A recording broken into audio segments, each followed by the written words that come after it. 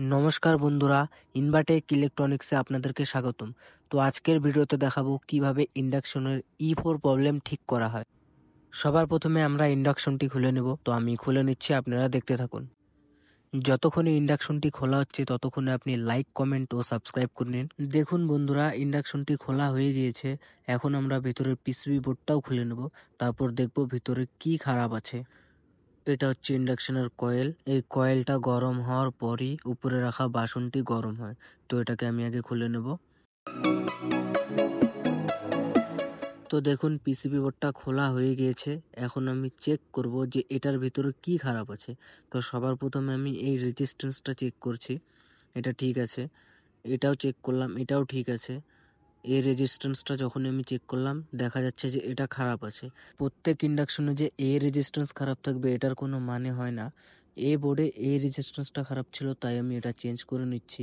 আপনাদের পিসিবি বোর্ডে হয়তো অন্য রেজিস্ট্যান্স বা অন্য কিছু খারাপ থাকতে পারে। আপনাদের ইন্ডাকশনে কি প্রবলেম হচ্ছে আপনারা কমেন্ট করে জানান, আমি চেষ্টা করব আপনাদের খুব তাড়াতাড়ি সলিউশন দেওয়ার। তো আমি এখন রেজিস্ট্যান্সটা লাগিয়ে নেব। তো রেজিস্ট্যান্স লাগানো হয়ে গেছে। এখন আমি দেখব বোর্ডটা পুরোপুরি ফিট করে যে সবকিছু ঠিকঠাক আছে কিনা।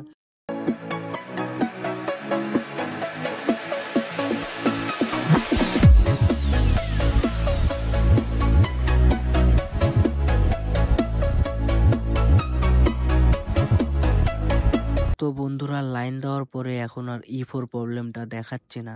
তো আমি একবার পুরোপুরি সেট করে বাটি বসিয়ে দেখব যে এখন E4 প্রবলেমটা কি ঠিক হয়েছে কি হয়নি। তো আপনারা দেখতে থাকুন, আমি পুরোপুরি একবার সেট করে নিচ্ছি। তো বন্ধুরা, পুরোপুরি সেট করা আমার হয়ে গিয়েছে। আমি এখন বাটিটা বসালাম। এখন আমি অন করে দেখব যে গরম হচ্ছে কি হচ্ছে না। তো আপনারা দেখতে থাকুন। তো বন্ধুরা, যেমন কি দেখতে পাচ্ছেন জলটি গরম হচ্ছে, এর মানে ইন্ডাকশনটি ঠিক হয়ে গেছে। এখন আর E4 প্রবলেমটা দেখাচ্ছে না। তো বন্ধুরা, ভিডিওটি এখানেই শেষ করছি। দেখা হচ্ছে পরবর্তী ভিডিওতে। ধন্যবাদ।